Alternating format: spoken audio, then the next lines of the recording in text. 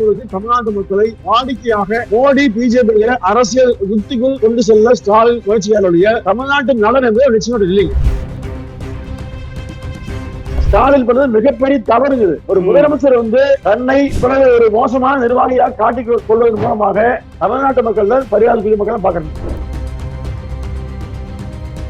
கர்நாடக முதலமைச்சரோட இவர்கள் பேச வேண்டிய விஷயங்கள் எதுவுமே பேசவே இல்லை. இப்போ ஆனமலை யாரு நல்லா திட்டம்ங்க, அதை மிக எளிமையாக தீர்ப்பதற்கான வாய்ப்பு இருக்குது. ஆனா முதலமைச்சர் இன்று வரையிலும் கேரளாவோட பேசவே இல்லை. ஆனா 60 ஆண்டுகளாக தொடர்ந்து திமுக தேர்தல் அறிக்கையில அந்த திட்டத்தை நிறைவேற்றணும் சொல்லிட்டு எப்படி நிறைவேற்றுவீங்க? இப்ப ஆட்சி முடிவு எப்படி செய்ய போறீங்க? ஏற்கனவே அதிமுக ஆட்சி இருந்த போது 2 முறை எடப்பாடியார் நேரில் சென்று பேசினாரு. நீங்க பேசவே இல்லையே. வேற விஷயத்துக்காக நீங்க கேரளா போனீங்க, ஆனா இதை பத்தி பேசவே இல்லையே. அப்ப இது போல மாநில அரசு மெட்ரோ ரயிலோ, காவிரி பிரச்சனையோ, முல்லை பெரியாரோ அல்லது ஆனமலை திட்டமோ எதுவாக இருந்தாலும், அதாவது உண்மையில் முதலமைச்சருக்கு அக்கறையே கிடையாதுங்க. 2024 அதிமுக ஆட்சி வராவிட்டால் நிச்சயமாக ஸ்டாலின் மூலமாக தமிழ்நாட்டை ஒட்டுமொத்த விவசாயம் பார்வையிட்டு போகும். கள்ளச்சாராய சாவுக்கு திமுக எம்எல்ஏ காரணம்னு செய்தி வந்தது. நடவடிக்கை எடுத்தீங்களா? இல்லையே. அப்போ அதே மாதிரி திமுகவை சேர்ந்த ஒரு பொறுப்பாளர் போதைப் பொருட்களை கடத்தான் கைதே பண்ணுனீங்க. அதோட அடிவேர் எங்க போய் சேரு பாத்தீங்களா? ஏன்னா திமுக பின்பலத்தோடு எல்லோரும் இயங்குறாங்க.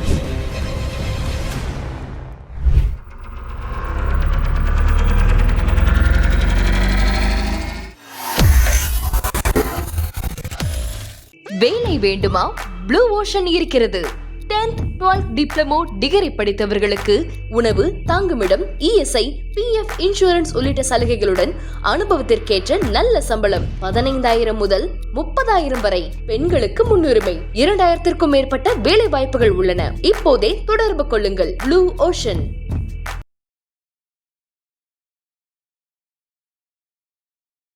ஐத்தமிழ் நேயர்கள் அனைவருக்கும் அன்பு வணக்கம். இன்றைய சிறப்பு நேர்காணலில் நம்மோடு இணைந்திருக்கிறார் அதிமுகவை சேர்ந்த திரு பொங்கலூர் மணிகண்டன் அவர்கள். அவரிடம் தற்போது பேசுபொருளாக இருக்கிற சில முக்கியமான அரசியல் விவகாரங்கள் குறித்து பேசியிருக்கிறோம்.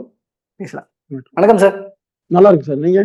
நல்லா இருக்கீங்க சார். சார், இப்போ முக்கியமான விஷயமாக இப்போ நேத்து பிரதமர் மோடி இங்க கோயம்புத்தூர் வந்தது, அங்க அவரு பேசினது விவசாயிகளுக்காக நிறைய விஷயங்கள் பேசினாரு. ஆனா அதுல அவர் சொன்ன பொலிட்டிக்கல் ஸ்டேட்மெண்டா பாக்குறது பீகார் காற்று இங்கேயும் வீசுது, தமிழ்நாட்டிலையும் வீசுது அப்படிங்கிற ஒரு விஷயத்த பதிவு பண்றாரு. ஸோ அந்த பீகார் வெற்றி இங்கேயும் பிரதிபலிக்கும், பீகாரினுடைய தேர்தல் முடிவுகள் தமிழ்நாட்டிலையும் பிரதிபலிக்கும், அது இந்த எஸ்ஐஆர் மூமெண்ட்லாம் போயிட்டு இருக்கிற சுச்சுவேஷன்ல அப்படின்னு எதிர்பார்க்கலாமா? அவருடைய பேச்சு எப்படி எடுத்துக்கிறது? இல்லைங்க, அதாவது ஒரு மாநிலத்தை ஆளுகிற முதலமைச்சர் அந்த மாநிலத்தின் வளர்ச்சிக்காக எந்த எல்லைக்கும் செல்ல வேண்டும்ங்க.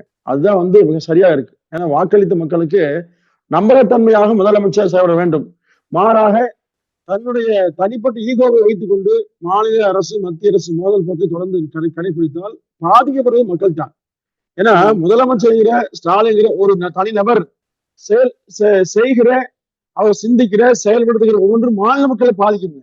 அந்த வகையில திரு ஸ்டாலின் அவர்கள் தொடர்ந்து மோடிக்கு எதிராக, பிஜேபிக்கு எதிராக, மத்திய அரசுக்கு எதிராக செயல்படுகின்ற ஒவ்வொன்றாலும் தமிழ்நாடுதான் பாதிக்கப்படுது. குறிப்பா மெட்ரோ ரயில் திட்டத்தை பத்தி பார்த்திருப்பீங்க. இப்போ இந்தியாவில பல மாநிலத்துக்கு மத்திய அரசு அனுமதி கொடுத்தது. தமிழ்நாட்டுக்கு அது அனுமதி இல்லைன்னு சொல்லி பொய்யான பிரச்சாரத்தை ஸ்டாலின் தொடர்ந்து பரப்புறாரு. அதாவது மேற்கோள் காட்டுறாங்கல்ல, இப்போ இங்க இருக்கிற ஃபெசிலிட்டிஸை விட கம்மியா இருக்கிற நகரங்களுக்கு எல்லாம் அப்ரூவ் பண்ணிட்டாங்க, ஆனா தமிழ்நாட்டுல மதுரைக்கும் கோவைக்கும் பண்ணல அப்படின்றது அவங்க சைட் பாயிண்ட் ஆஃப் வியூ படி பார்த்தா நியாயமா தானே படுது? இல்லைங்க, அதாவது ஒரு மாநில அரசு அதை நிர்வகிக்கிற முதலமைச்சருக்கு இது மாதிரியான திட்டங்களை அறிவிக்கிற போது நடைமுறை என்ன, விதிகள் என்ன, விலக்குகள் எப்படி தர வேண்டும் என்று தெரிஞ்சிருக்க வேண்டும். இப்போ 20 லட்சம் மக்கள் தொகை குறைவாக இருக்கக்கூடாது என்பது விதி. அதுல சில விளக்கங்களும் மத்திய அரசு போல கேட்குங்க. இவற்றையெல்லாம் தமிழ்நாடு அரசு தரவே இல்லை. உடனே நீங்க சூரத், பீகார் மற்ற ஒப்பிட்டு பேசுவோம். அவர்கள் 2011 மக்கள் தொகை அடிப்படையில குறைவாக இருந்தாலும் புறநகர் பகுதிகளையும் சேர்த்து மொத்தமாக 20 லட்சத்தை தாண்டி ஒவ்வொன்றும் பாருங்க.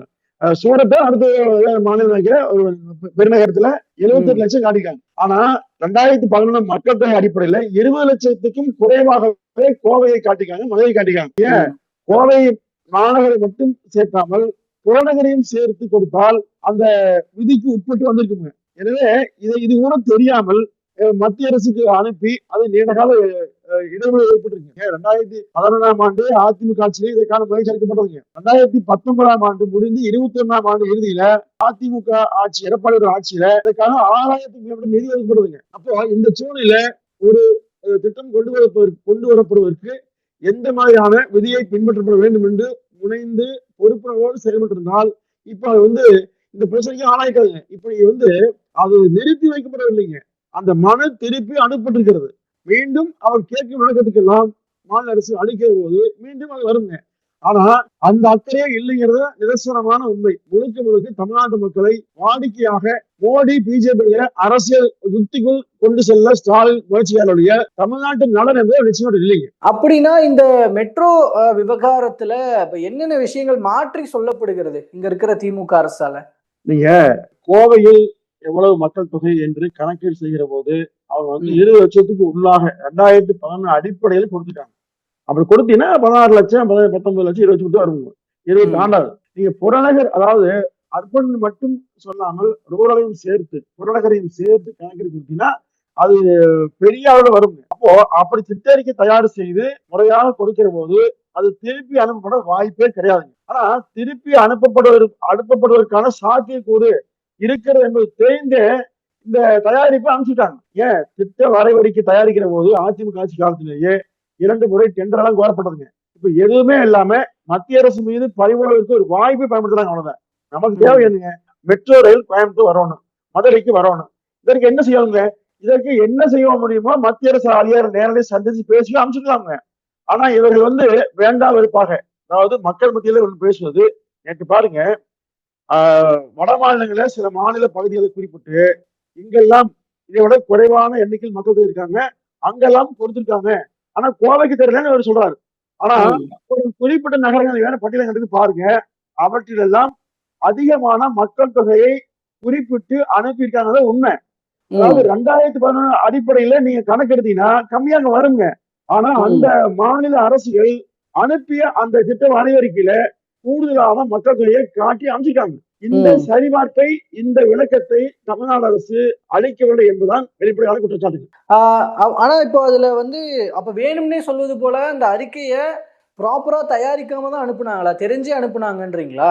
நிச்சயமா சார். நீங்க எந்த ஒரு திட்டத்துமே நீங்க மத்திய அரசு மாநில அரசு அதிகாரிகள் இருப்பாங்க. நீங்க இதை தயாரிக்கிற போதே முழு வடிவம் நீங்க ஒண்ணும் இல்ல, கவர்னருக்கும் அனுப்புறீங்க, சட்டசபையில தீர்மானம் நிறைய அனுப்புறீங்க, அது குடியரசுத் தலைவருக்கு அனுப்புறீங்க. எதை அனுப்பினாலும் உடனே அவர் கையெழுத்து அனுப்புறாங்க. அதாவது சரியாக இருந்தா ஏற்றுக்கொண்டு அனுப்பாங்க, இல்லன்னு சொன்னா திருப்பி மீண்டும் சரிபார்த்து அனுப்பணும் சொல்லி கோரிக்கை அனுப்பாங்க. இது வாடிக்கைங்க. ஏன் வெளிப்படையா அவருக்கு தெரிஞ்சா கூட நீதிமன்றத்துக்கோ அரசு துறைகளுக்கோ நம்ம கடிதம் கொடுக்கிற போது அதில் கேட்கிற விவரங்களை கட்டாயமாக தர வேண்டும். நீ வாய்மொழி எல்லாம் ஒத்து வராதுங்க. கோவை பெருநகரம் மிகப்பெரிய வளர்ச்சி விட்ட நகரம் தான், அந்நிய சாலை நகரம் தான். இதை குறிப்பிட்டு மத்திய அரசு கேட்கிற எல்லா விளக்கத்தோடும் அளித்தால் மட்டும்தான் அதற்குரிய வரைமுறைக்கு உட்பட்டு மத்திய அரசு ஒப்புதல் கொடுக்குங்க. இது கூட தெரியாம முதலமைச்சர் பண்றாரு சொன்னா வெட்கக்கேடு சார். உண்மையிலேயே ஸ்டாலின் பண்றது மிகப்பெரிய தவறுங்குது. ஒரு முதலமைச்சர் தன்னை ஒரு மோசமான நிர்வாகியாக காட்டிக் கொள்வதன் மூலமாக தமிழ்நாட்டு மக்கள் தான் பரிகாரக்குரிய மக்கள் பாக்குறாங்க. இப்போ பிரதமர் வந்தப்போ எடப்பாடி பழனிசாமி அவர்களும் நேர்ல சந்திச்சிருந்தாரு. அவரு ஒரு மனு கொடுத்திருந்தார், சில கோரிக்கைகள் எல்லாம் உட்பட. அதுல இந்த மெட்ரோ ரயில் திட்டப்பணிகள் அது அனுமதி கொடுக்கணும்ன்றதும் ஒண்ணு இருக்கு. இந்த நெல்லுக்கான ஈரப்பதம் 22% வரைக்கும் பண்ணணும் அப்படிங்கறது அந்த விஷயம்லாம் இருக்கு இல்லையா? இது போல இன்னும் சில கோரிக்கைகள்லாம் கொடுத்திருக்கிறாரு. 9 கோரிக்கை மொத்தம். எஸ். இதையெல்லாம் இப்போ முன்கூட்டியே நிறைவேற்றுவதற்கான காலங்கள் எல்லாம் இருந்து நிறைவேற்றாத காரணத்தினால்தானே இப்படி கொடுக்க வேண்டியதா இருக்குன்ற ஒரு விஷயத்தை முன்வைக்கிறாங்க இல்லையா? இப்ப அதனாலதானே இப்ப இருந்தாலும் கூட எடப்பாடி பழனிசாமி அவர்கள் இப்போ ஒரு மனுவாக கொடுக்க வேண்டி இருக்கிறது. இந்த மழைக்காலம் எல்லாம் விவசாயிகள் எல்லாம் பாதிக்கப்பட்டிருக்கிறாங்க. சோ இந்த ஈரப்பதம் அந்த விவகாரத்தை எல்லாம் முன்னாடியே பண்ணிருக்கலாம் ஆக்ஷன்ஸ் அப்படிங்கிறது. இதுல என்ன விளக்கம்? இல்ல, எதிர்கட்சி தலைவர் தன்னுடைய கடமையை மிக சரியாக செய்கிறார். அவரால் என்ன செய்ய முடியுங்க? மத்திய அரசை வலியுறுத்த முடியுங்க. ஆனா மாநில அரசு அதிகாரம் படைத்த அரசு, அவர்கள் நேரடியாக அதிகாரம் பேச முடியுங்க. இப்போ மெட்ரோ ரயில் குறித்து அதிமுக பொதுச் செயலாளர் தர்றான்னு சொன்னா அவர் தயவு செஞ்சு காலதாமதப்படுத்தாதீங்க, விரைந்து செயல்படுத்துங்க சொல்றாங்க. அப்போ மாநில அரசு அதுக்கான அறிக்கை அனுப்பணுங்க. மாநில அரசு எதுவுமே செய்யலன்னு சொன்னா எதிர்கட்சி வலியுறுத்தினாலும் வராது. இப்போ நெல்லுக்கு 20% இறப்புன்னு சொன்னா அது எப்படிதான்? நீங்க மாநில அரசு அதற்கான முழு முயற்சியை எடுத்திருக்க வேண்டும். ஆனால் தொடர்ந்து தாமதப்படுத்தி, அதாவது எந்த பிரச்சனையுமே மோதப்பட்டு தான் போறது. குறிப்பா நீங்க மேகதாது பிரச்சனை பாருங்க. திரு டி.கே. சிவகுமார் துணை முதலமைச்சர் தொடர்ந்து, அதாவது அந்த கட்சி தேர்தல் அறிக்கை வெளியிடுகிற போது, நாங்கள் ஆட்சிக்கு வந்தால் மேகதாது அணை கட்டுவோம் என்று சொன்னாங்க. அதற்கு பிறகு ஆட்சிக்கு வந்த பிறகு நிதி ஒதுக்குறாங்க. அப்போ இந்த காலத்திலெல்லாம் மௌனமாக இருந்துவிட்டு உச்ச நீதிமன்றம் சென்று அனுமதி வாங்கிய பிறகு மாநில அரசு பேசுது. அப்போ எல்லாவற்றையும் காலதாமதப்படுத்துவது அல்லது கண்டுகொள்ளாமல் இருந்து அக்கறை செலுத்துவது இந்த ஆட்சி வகை அவலமா இருக்குது. ஆனா கர்நாடக அரசு மேகதாது விஷயத்துல ஒவ்வொரு முன்னெடுப்புகள் எடுக்கும் போதும் தமிழ்நாடு அரசு அதை எப்படி தடுத்து நிறுத்தினாங்க? குறிப்பாக 2022, 23 இந்த காலகட்டங்கள் எல்லாம் என்னென்ன ஆக்ஷன்ஸ் எடுத்தோன்னு அமைச்சர் துரைமுருகன் அவரோட ஒரு விளக்கத்துல குறிப்பிடுறாருல. இங்க தீர்மானம் நிறைவேற்றினதா இருக்கட்டும், அதுக்கப்புறம் அங்க மத்தியில பேசினதாக இருக்கட்டும், நீர்வளத்துறை அமைச்சகத்துக்கிட்ட நீ பேசினதாக இருக்கட்டும், இதெல்லாம் மேற்கோள் காட்டுறாங்கல்ல. அந்த ஆக்ஷன்ஸ் எல்லாம் எடுத்ததுனால இப்ப வரைக்கும் வரல, இல்லாட்டி முன்னாடியே இல்ல உச்ச நீதிமன்றத்துல கர்நாடக அரசுக்கு சாதகமான ஒரு தீர்ப்பு வருவதற்கான காரணம் என்னங்க? இப்ப ஏற்கனவே நம்ம ஆணையம் அமைத்து அதுக்கான உத்தரவுகளை வாங்கிக்கிறோம். சுப்ரீம் கோர்ட் நமக்கு தான் அனுமதி கொடுத்துருக்குது. அதாவது நம்முடைய அனுமதி இல்லாமல், ஆணையத்தோட அனுமதி இல்லாமல் எதுவுமே செய்ய முடியாத சரத்தும் இருக்குது. ஆனா உச்ச நீதிமன்றத்தில் அனுமதி வாங்கப்படும் சொன்னா யாரோட மெத்தனை போக்குங்க? மாநில அரசு மிக சரியா கையாண்டு தொடர்ந்து அழுத்தம் கொடுத்து, அழுத்தம் இரண்டு வரையும் உண்டுங்க. ஒண்ணு அரசியல் அழுத்தம்ங்க, இன்னொன்னு ஆட்சி அழுத்தம். இரண்டையுமே தருவதற்கு தவறிடுது. அரசியல் அழுத்தம் சொன்னா சோனியா ராகுல் மூலமா அல்லது கர்நாடக ஆளும் அரசு மூலமாக பேசிக்க முடியுங்க. இப்போ தேசிய கட்சியில பிஜேபியோ காங்கிரஸ் யாரா இருந்தாலும் அந்த மாநிலத்தை ஆளுகிற போது அவர்களுக்கு சாதகமான மாநிலத்தை எடுப்பாங்க. ஆனால் தேசிய அளவில் மிக முக்கியத்துவமான ஒரு கட்சியா திமுக இருக்குது. பல எம்பி வச்சுட்டாங்க. அப்போ இவருடைய அழுத்தம் என்பது நிச்சயமாக அந்த கட்சி உட்படுத்துங்க. ஆனா அதை கூட செய்யவில்லை என்பது குற்றச்சாட்டு. உண்மை சொன்னா கேரள முதலமைச்சரோடோ கர்நாடக முதலமைச்சரோடோ இவர்கள் பேச வேண்டிய விஷயங்கள் எதுவுமே பேசவே இல்லை. இப்போ ஆனமலை யாரு நல்லா திட்டம்ங்க, அதை மிக எளிமையாக தீர்ப்பதற்கான வாய்ப்பு இருக்குது. ஆனா முதலமைச்சர் இன்று வரையிலும் கேரளாவோட பேசவே இல்லை. ஆனா 60 ஆண்டுகளாக தொடர்ந்து திமுக தேர்தல் அறிக்கையில அந்த திட்டத்தை நிறைவேற்றணும் சொல்லிட்டு எப்படி நிறைவேற்றுவீங்க? இப்ப ஆட்சி முடிவு எப்படி செய்ய போறீங்க? அப்ப இதுதான் நீங்க அப்ப நீங்க கர்நாடகா சொன்னீங்கன்னா கேரளாவோட என்ன பேசலீங்க? ஏற்கனவே அதிமுக ஆட்சி இருந்த போது 2 முறை எடப்பாடியார் நேரில் சென்று பேசினாரு. நீங்க பேசவே இல்லையே. வேறு விஷயத்துக்காக நீங்க கேரளா போனீங்க, ஆனா இதை பத்தி பேசவே இல்லையே. அப்ப இது போல மாநில அரசு மெட்ரோ ரயிலோ, காவிரி பிரச்சனையோ, இல்லை முல்லை பெரியாரோ அல்லது ஆனமலை திட்டமோ எதுவாக இருந்தாலும், அதாவது உண்மையில் முதலமைச்சருக்கு அக்கறையே கிடையாதுங்க. அவர் ஏதோ அந்த பதவியில அமர்ந்துட்டாரு, அதற்காக கால தொட்டுறாரு, ஓட்டு வங்கி அரசியலை மட்டும் சரியா பண்றாரு சார். இது தமிழ்நாட்டுக்கு விளைவிக்கப்படுகிற மிகப்பெரிய அநீதி. பாதிக்கப்படுவது தமிழ்நாட்டு மக்கள் தான். நாளைக்கு ஆட்சி கூட சுகபோகமா வாழ்வதற்கு எல்லா வசதியும் ஸ்டாலினுக்கு உண்டு. மக்கள் என்ன செய்வாங்க? அப்ப இந்த மக்களுக்கான இந்த ஆட்சியை நடத்துறது வாய்ப்பு கொடுத்தாங்க. இந்த வாய்ப்பை சரியாக பயன்படுத்தாத விளைவுதான் இன்றைக்கு தமிழ்நாட்டுல மிக மோசமான சூழ்நிலை நிலவுகிறது. ஆனால் தேனாரும் பாராட்டு ஓடுற மாதிரி ஸ்டாலின் விதப்பட்டிருக்காரு. இது மிகப்பெரிய ஆபத்து.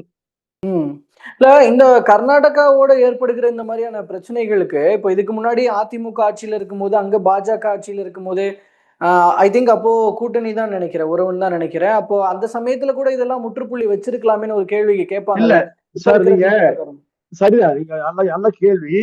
உச்ச நீதிமன்றத்தை அணுகி சட்ட போராட்டத்தின் மூலமாக நிரந்தரமான ஒரு தீர்வை பெற்றுக் கொடுத்து அதிமுக. அதே மாதிரி அந்த குறுவை சாகுபடி செய்கிற போது அந்த பருவ காலத்துல தொடர்ந்து தண்ணீர் வர வைக்க அனைத்து முயற்சியும் அம்மாவும் சரி எடப்பாடியும் எடுத்தாங்க. தண்ணி வந்ததுங்க, பிரச்சனையே வரல. ஆனா திமுக ஆட்சி வந்த பிறகு 2-3 முறை தண்ணியே வரல. நெட்வொர்க்ல வறண்டு கருகி போச்சு. அப்போ என்ன பயனுங்க? உங்க கட்சி ஆட்சி என்ன பயன் இல்லாத?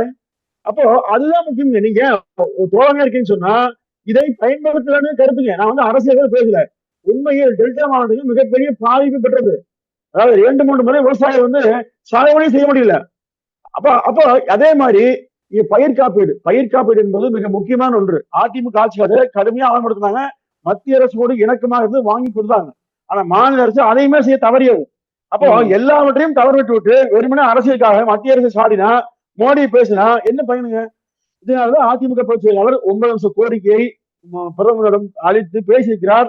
2024 அதிமுக ஆட்சி வராவிட்டால் நிச்சயமாக ஸ்டாலின் மூலமாக தமிழ்நாட்டில் ஒட்டுமொத்த விவசாயமும் பார்வைட்டு போகுங்க. இப்போ ரீசெண்டா நேற்று ராமேஸ்வரத்துல நடந்த இஷ்யூ மூலமாக சட்டம் ஒழுங்கு பிரச்சனைகள் தொடர்பான விவாதங்கள் மறுபடியும் பேசுபொருளா இருக்கு. அதுலயும் குறிப்பா போக்சோ விவகாரங்கள் அதுலயும் கூட பேசுபொருளா இருக்கு. ஏன்னா சட்டம் ஒழுங்கு பிரச்சனைகள், பெண்களுக்கு எதிரான குற்றங்கள், அதுல சிறுமிகளுக்கு எதிரான குற்றங்கள் அப்படிங்கிறது ரொம்ப இன்க்ரீஸ் ஆயிட்டே இருக்கு அப்படிங்கிற விவகாரம். இதுல அதிமுக இந்த சுச்சுவேஷன்ல மக்களுக்கு என்ன சொல்லிக்க நினைக்குது ஒரு எதிர்க்கட்சியாக? அதாவது சார், இப்போ அதிமுக எதிர்க்கட்சியாக சொல்வதை காட்டிலும் காங்கிரஸை சேர்ந்த மேலிட பார்வையாளர் திரு கிரீஸ் சோடங்கர் மிக தெளிவான ஒரு அறிவிப்பை கொடுத்தார் கடந்த வாரம். அதாவது போக்சோ வழக்கு தமிழ்நாட்டில் கடந்த காலங்களை விட 54% கூடிக்குன்னு சொன்னார். ஆனா ஆமா. இதை மாநில அரசு கண்டுக்கவே இல்லைங்க. இப்போ ம். அவர் கட்சியினுடைய காங்கிரஸ் கட்சியில முக்கிய பொறுப்பு இருக்காரு, அவரே சொல்றாரு. ஆனா அதிமுக சொன்னா பதில் லாவணி வர்றாங்க. இப்போ ஒண்ணு சார், திமுக ஆட்சி வந்த நாள் முதல் இந்த 3-4 ஆண்டுகள்ல 7,000 கொலைகள் நடந்திருக்கு. படுகொலையே 7,000 கொலை சார். 75,000 கொள்ளை நடந்தது. கொள்ளை ஏதோ பதிவான ஒன்று. அதே மாதிரி 167 குழந்தைகள் இறந்திருக்காங்க. 20 பாலியல் அந்த பலாத்காரத்தால் இறந்திருக்காங்க. அப்ப இப்ப நான் சம்பவம் பாருங்க. இப்ப கடைசியா நீங்க சொன்ன அந்த சம்பவம் உட்பட தொடர்ச்சியாக ஒவ்வொரு நாளும் நடக்கிறது. சொன்னோம்னு சொன்னா உங்க ஆட்சியில 2021 இவ்வளவு, எங்க ஆட்சியில விட கம்மி, 2019 எவ்வளவு, எங்க ஆட்சியில் கம்மி, இப்படி லாவணி பாடுறது என்ன பயன்ங்க? அதாவது எந்த பொறுப்பில் இருக்கார்களோ அவரை நோக்கி தான் கேள்வி வரும். ஆளும் பொறுப்பில் இருக்கிற ஸ்டாலின் அவர்களுக்கு நோக்கி கேள்வி வருகிற போது கட்டுப்படுத்தணும். கடந்த ஆட்சியை தவறு சொன்னீங்கன்னா அதனாலதான் அந்த ஆட்சியே போச்சு. அந்த ஆட்சி நீங்க வேண்டாம் சொன்ன ஓட்டு மாத்தி போட்டாங்க. அப்ப ஆட்சிக்கு வந்த நீங்களும் அதையே பேசிட்டீங்கன்னா எதுக்கு ஆட்சி விட்டு போயிடலாமே. அப்போ திரு ஸ்டாலின் அவர்களை அதான் அவங்க பொறுத்தவரை கம்பேர் பண்ணி நாங்க கண்ட்ரோல் பண்ணியிருக்கோம்னு சொல்றாங்களே. நாங்க கண்ட்ரோல் நீங்க பண்றோம், எண்ணிக்கை குறைவாக இருக்குன்னு அப்படிதானே அவங்க சொல்றாங்க. இல்ல, நீங்க பாருங்க, நீங்க ஒப்பிட்டு பாருங்க. நீங்க கொலைகள் எண்ணிக்கை பாருங்க, கொள்ளையடிச்சது பாருங்க, சட்ட ஒழுங்கு பாருங்க, பாலியல் பிரச்சனை பாருங்க, போக்சோ வழக்கு பாருங்க, எல்லாவற்றையும் சீர்தூக்கி பாருங்க. திமுக ஆட்சியில் மிக அதிகமாக இருக்கிறது. இதோட அடிப்படை காரணம் என்ன? அது அதிமுக தொடர்ந்து வருது. கள்ளச்சாராயம், கஞ்சா, அனைத்து போதைப் பொருள், இதுதான் காரணம். இப்ப அந்த மாணவிய ஒருத்த கொள்றான்னு சொன்னா இதை எப்படி கொன்ன? அவன் போதையில் இருந்த கஞ்சா போதை இருந்தா. அப்போ அந்த கஞ்சா புழக்கத்தை அதிகமாக தமிழ்நாட்டில உழவிட காரணமாக இருந்து யார்? அப்போ இதை கட்டுப்படுத்த தவறியது ஏன்? இப்படி சொல்லுகிற போது உடனே வந்து நீங்க ஒவ்வொரு மாநில எல்லை குறிப்பிட்டு மத்திய அரசாங்கம் காரணம் கை அங்கீடுறீங்க. அப்படி எதுக்கு மாநில ஆட்சி பண்ணிருக்கீங்க? அதாவது சார், தமிழ்நாட்டு எல்லைக்குள் எந்த ஒரு பொருளும் வந்து விடக்கூடாது. கண்ணும் கருத்துமாக பாதுகாப்பை பலப்படுத்தி உறுதி செய்ய வேண்டியது மாநில அரசின் பொறுப்பு. ஆனா அதை செய்ய தவறிவிட்டு கஞ்சா புழக்கம் அதிகமாகி கல்லூரி படிக்கிற ஒவ்வொரு மாணவனும், பள்ளி படிக்கிற மாணவனும் கஞ்சா பழக்கத்துக்கு அடிமையாகிற அளவுக்கு மிக சுலபமாக சாதாரண பெட்டிகள் கிடைக்குது சார். இது எல்லாரும் தெரிஞ்ச உண்மை. அப்ப அதே மாதிரி கள்ளச்சாலை புழக்கம் அதிகம். கள்ளச்சாலையில 100 பேர் இறந்த பிறகுதான் அரசு வந்து வேகமா இயங்குது. இப்ப மீண்டுமா செயல்படுது. அதே மாதிரி டாஸ்மாக் கடை 24 மணி நேரம் இயங்குது. இது எல்லாம் சொன்னேன்னு சொன்னா பதிலுக்கு பதில் ஏடிக்கு படியா பேசுறாங்க ஒழிய உண்மையில் எதிர்க்கட்சி சொல்வது மக்கள் சொல்ல கருத்து தான் என்று நம்பி நடவடிக்கை எடுத்திருந்தால் மக்களை பாதுகாக்க முடியுங்க. இந்த சிக்கலே வராமல் திமுக ஆட்சிக்கு நல்ல பெயர் உருவாயிருக்கு. ஆனால் ஒட்டுமொத்தமாக சட்ட ஒழுங்கை கெடுத்து காவல்துறை கைகளை கட்டி போட்டு நிர்வாகம்னே என்ன தெரியாத முதலமைச்சரால் இந்த நாடு ஆளப்படுகிறது. உண்மையை சொன்னால் வாழ தெரியாத பெரும்பாலும் வாழ்நாட்டில் ஆள தெரியாத ஒரு ஆட்சி தான் வரும் என்பது கேட்ப ஆள தெரியாத சாருடைய ஆட்சி வந்திருக்கிறது உண்மை. நான் அதாவது காவல்துறையின் அவர்களுடைய நிலை எப்படி இருக்கிறதுன்னு தான் நானும் கேட்கணும்னு நினைச்சேன். இப்ப அவங்களுடைய கைகள் கட்டி போடப்பட்டிருக்குன்னா இப்ப அவங்க வந்து அவங்களுடைய செயல்பாடுகள் எப்படி இருக்கு? ஒவ்வொரு அவங்களுடைய பகுதிகள்லயும் ஒவ்வொரு ஜூரி செக்ஷன்லயும் எப்படி இருக்கிறாங்க, செயல்படுறாங்கன்றதுல நீங்க உள்ள கொஞ்சம் இறங்கி அலசி ஆராய்ஞ்சிருப்பீங்கல்ல, நீங்க பார்த்த விஷயங்கள் என்ன?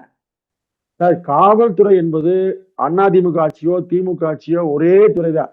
அதே நபர்கள் தான் எல்லாருக்கும் இருக்காங்க.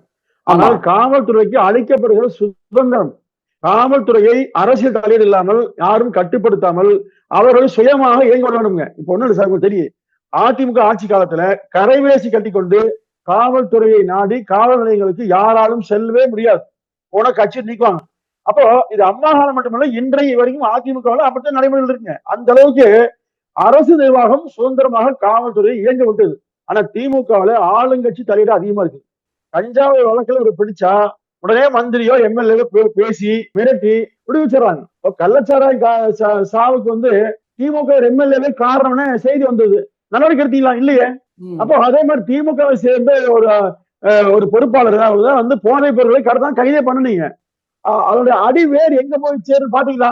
ஏன்னா திமுக பின்பலத்தோடு எல்லோரும் இயங்குறாங்க. திமுக பின்பலமாக இருந்து இதையெல்லாம் ஊக்குவிக்கிறது குற்றச்சாட்டு சொல்றோம். அப்போ இதையெல்லாம் கண்டுகொள்ளாமல் அல்லது இது வந்து முதலமைச்சருக்கு தெரியாமல் நடக்கிறதா எனக்கு கேள்வி வருது. உண்மையில் தமிழ்நாட்டில் முதலமைச்சர் ஒருவர் இல்ல, 4-5 பேர் இருக்காங்க. யாரோ கண்ட்ரோல்ல முதலமைச்சர் இயங்குறார். நான் அந்த வார்த்தை பயன்படுத்த தவறா நினைச்சுக்காதீங்க. பொம்மை முதலமைச்சர் என்று மாண்புமிகு எதிர்க்கட்சி தலைவர் இல்ல இது இந்த வார்த்தை பிரயோகம் வேணான்றதானே எல்லாரும் சொல்லிட்டு இருக்கிறது. அது வேண்டாம். நான் சொல்ல தேர்ந்தெடுக்கப்பட்ட முதல்வர் அவர்கள் மக்களுடைய சரிங்க சரி அவருக்குரிய பொறுப்புக்குரிய மரியாதையை கொடுக்கணும்ல. இல்ல அந்த மறுக்கலைங்க. எதிர்க்கட்சி சொன்னாரு. அப்படி இருந்தும் கூட முதலமைச்சர்கள் சுயமாக இயங்க வேண்டும், தமிழ்நாட்டு மக்களை பாதுகாக்க வேண்டும், அடுத்த தலைமுறையை பாதுகாக்கணும். அப்பா என்று தன்னை அழைப்பதாக அளப்பெரிய மகிழ்ச்சியா பேசினார் இல்லைங்களா? அப்போ அந்த பிள்ளைகளுடைய வாழ்க்கை என்ன ஆகுது? வெறுமனே டிவியில தோன்றி நீங்க தயவு செஞ்சு தவறு பண்ணாதீங்க, இப்படி வாங்கன்னு சொல்லி பேசினா மாறுங்களா? கையில அதிகாரத்தை கைத்து கொண்டு போ. நானும் நீங்க சொன்னா இயலாமை நாம சொல்லத்தான் முடியும். ஆனா அதிகாரத்தை வைத்திருப்பவர் என்ன செய்வாங்க? அதை கொண்டு நடவடிக்கை எடுத்து மக்களை பாதுகாத்து அடுத்த தலைமுறை மீட்டு கொண்டு வருவது பொறுப்பு. ஆனா அதை செய்யாமல் வெறுமனே வாழைச்சால் விட்டு பேசிக் கொண்டிருப்பான். என்ன பயனுங்க? நான் சொல்றேன் திரும்ப இந்த ஆட்சியால் முடியாது, இந்த முதலமைச்சரால் நிச்சயமாக முடியாது. கையாளாத ஆட்சியாக திரு ஸ்டாலின் நடத்தி கொண்டிருக்கிறார். எனவே இந்த ஆட்சி இருக்கிறவரை இப்படிதான் போகும், இப்படிதான் பேசிட்டு போறோம். இந்த மாதிரியான விஷயங்கள் தேர்தல் முடிவுகள்ல எதிரொலிக்கும் நீங்க நம்புறீங்களா? எப்படி இது இப்ப தேர்தல் நெருக்கத்துல அரசு வந்து ஒரு கவர்ச்சிகரமான விஷயங்கள்லாம் பண்ணாத, இப்ப கூட பீகாரை ஃபாலோ பண்ணிட்டு இப்போ அந்த மகளிருக்கு உரிமை தொகை கொடுத்துட்டு இருக்கிறதெல்லாம் எக்ஸ்டெண்ட் பண்ணலாம் அப்படிங்கிற பிளான்ல எல்லாம் இருக்கிறாங்கன்னு தகவல் வருது. இந்த மாதிரியான சில விஷயங்களை மக்களுக்கு கொடுக்கறதன் மூலமாக மீண்டும் தங்கள் ஆட்சிக்கு வந்துவிட முடியும்ன்ற ஒரு பிளான் அவங்க வகுக்கிறாங்கன்னா அப்ப அது நடப்பதற்கான சாத்தியம் இல்லைன்னு நினைக்கிறீங்களா நீங்க? நீங்க சொல்லாமல் செய்வர் பெரியர், சொல்லியும் செய்யாத சிறியர்மாங்க. திரு ஸ்டாலின் அவர்கள் அதிமுக ஆட்சி காலத்துல பொங்கலுக்கு 2000 கொடுத்த போது 5000 கொடுன்னு சொன்னார். கொரோனா காலத்திலும் சொன்னார். அப்போ இதே ஸ்டாலின் தன்னுடைய ஆட்சி தனக்கான வாய்ப்பு அதிகாரத்தை பெற்ற பிறகு ஏன் செய்ய முடியல? ஏன் செய்ய மறுத்தாரு? தரலாமையா? நீங்க பெண்களுக்கு 1000 அறிவிச்சீங்க, அறிவித்து 2 ஆண்டுகள் கிடப்பிலே ஓட்டுங்க. அதாவது பட்டியலுக்கு ஒரே நாள் போது, ஒரு அறிவிச்சு ஒரு மாதம் போகுது. ஆனால் 2 ஆண்டுகளுக்கு மேல் கிடப்பில போட்டு எதிர்கட்சி அதிமுக போராடி நெருக்கடி கொடுத்த பிறகு அறிவிச்சீங்க. நாடாளுமன்ற ஒத்திகள் வரும்போது இப்ப அதே மாதிரி சட்டமன்ற தேர்தல் ஒரு நெருங்கி போகுது. இனிமேல் வந்து எல்லா மகளிரும் சொல்றாங்க. தேர்தல் அறிக்கையில எல்லா மகளிரும் சொன்னாங்க. ஆனா தேர்தல் முடிந்து வெற்றி பெற்ற பிறகு அதற்கென்று சில விதிமுறைகளை உருவாக்கி பாதியா குறைச்சாங்க. இப்போ திரும்ப வந்து தேர்தலை மையமாக வைத்துக் கொண்டு அரசியலுக்காக மட்டுமே எல்லோரும் சொல்றாங்க. நிச்சயமாக மக்களுக்கு தெரியுங்க, மக்கள் மனமாற்றம் அடங்கி விட்டாங்க. இந்த ஆட்சி நம்ம ஏமாற்றுகிறது. இதுவரை அளித்த அந்த தேர்தல் அறிக்கை பாத்தீங்கன்னா மொத்தம் 66 வாக்குறுதியை மட்டுமே நிறைவேற்றப்பட்டிருக்கிறது. நான் வெளிப்படையா எழுதி தர்றேன். அப்போ 13% வாக்குறுதியை மட்டுமே நிறைவேற்றி விட்டு 50, 60, 70, 80 என்று வாய்க்கு வந்தபடி எந்த தேர்தல் அறிக்கை நிறைவேற்றினா எதை எப்படி சொன்ன நிறைவேற்ற முடியாத சொல்லி போட்டு வசமாக மாட்டிக்கொண்ட திமுக இன்னைக்கு ஆவணமா இருக்குது. ஆனா நாங்க நிறைவேற்றி விட்டோம், மக்கள் மகிழ்ச்சியா இருக்காங்கன்னு சொல்லியே ஒவ்வொரு நாளும் விளம்பரத்திலே ஓடுதுங்க. இது விளம்பர மாடல் அரசு தான். உண்மையில் மக்களுக்கு தொலைநோக்கு பார்வையோடு நீங்க அதிமுக ஆட்சி எடுத்தீங்க. 5-6 மாவட்டம் பூசு உருவாக்குறாங்க. நிறைய செலவாயிருக்கு.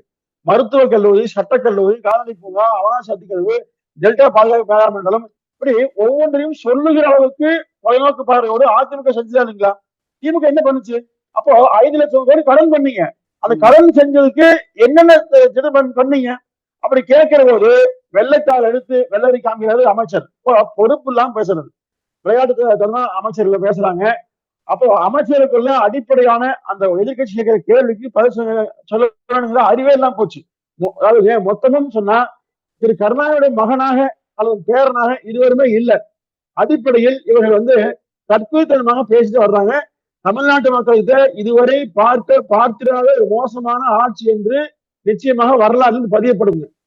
இதுல அமைச்சர்களினுடைய நடவடிக்கைகள் எப்படி இருந்திருக்கு அப்படின்றது ஒரு விஷயம். ஏன்னா இப்போ எடப்பாடி பழனிசாமி அவர்கள் பிரதமர் மோடி அவர்களை சந்திச்சப்போ மக்களுக்கு தேவையான திட்டங்கள்னு சொல்லி கோரிக்கைகளை வந்து கொடுத்தாரு அப்படிங்கிறது வந்து வெளியில செய்தியாக வருகிற ஒரு விஷயம். அது அபிஷியலி. பட் அன்அபிஷியலி வந்து இங்க திமுக அமைச்சர்கள் மீதான அந்த ஊழல் வழக்குகளை திரும்ப கையில் எடுத்து அவங்களுக்கு அழுத்தம் கொடுக்கணும், அவங்களுக்கு நெருக்கடிகளை உண்டாக்கணும்ன்ற ஒரு கோரிக்கையை, ஒரு வலியுறுத்தலை எடப்பாடி பழனிசாமி அவர்கள் மோடி அவர்கள் கிட்ட சொல்லியிருக்கிறாரு. ஸோ இதற்கப்புறம் வந்து பீகார் எலெக்ஷனும் முடிஞ்சிருச்சு. ஸோ இனிமே வந்து தமிழ்நாட்டில் பாஜகவினுடைய பார்வை இன்னும் அதிகமாக இருக்கும். திமுக அமைச்சர்கள் மீதான ரைடுகள் ஆரம்பித்து தொடர்வதற்கான இன்னும் ரொம்ப ஃபுல் ஃபோர்ஸாவே நடப்பதற்கான சாத்தியக்கூறுகள் இருக்குன்னு பேசப்படுது இல்லையா அரசியல் வட்டாரத்துல. அதை எப்படி எடுத்துக்கிறது? இந்த செய்தியை நீங்க எப்படி பாக்குறீங்க? நீங்க அதிமுக பொதுச் செயலாளர் மனுவாக கொடுத்துத்தான் மத்திய அரசு தெரியுங்களா? ஒவ்வொரு மக்களுக்கும் தெரியுமே. 13 அமைச்சர்கள் மீது ஊழல் வழக்கு இருக்கிறது. பொன்முடி, நேரு, துரைமுருகன், ஐ பெரியசாமி போன்ற அமைச்சர்கள் மீது வழக்குகள் இருக்கிறது. அதாவது இப்ப கடைசியா நேரு மீது பெரிய அளவில் வழக்கு வந்தது. அப்போ நிச்சயமாக வழக்கில் அவர்கள் சிக்குவார்கள் உண்மை. உண்மையில் சிறைக்கு போகக்கூடிய பல பேர் இன்றைக்கு சிரித்து மகிழ்ந்து கொண்டு அமைச்சர்களா இருக்காங்க. சிறைச்சாலைக்கு நிச்சயமாக அனுப்புறதுக்கான வாய்ப்பு உண்டு. ஏன்னா அவர்கள் கொள்ளையடிக்கிற பணம் சாதாரண அல்ல. இந்த 5 லட்சம் கோடியில நீ ஒண்ணு இல்ல, நீங்க சொன்னா தவறு. நிதியமைச்சராக இருந்த மரியாதைக்குரிய பிடிஆர் பழனிவேல் தெளிவா சொன்னார். 30,000 கோடி வந்து ஊழல் செய்தாக சொன்னார். அந்த பணத்தை வந்து பதுக்கிறதுக்காக வெளிநாடு போகணும்னு சொன்னார். அதை விட்டுருங்க. அதுலயே திரு துரைமுருகன் மீது ஒரு குமரன் ஒருத்தர் இல்லைங்களா, ஒரு குமரன் சொல்லி ஒரு நபர் அந்த கட்சியை சேர்ந்தவர் என்ன சொன்னாருங்க, 60,000 கோடி சொன்னார். அதாவது ஒரு அமைச்சர் மட்டுமே அடித்த கொள்ளை 60,000 கோடி சொன்னார்.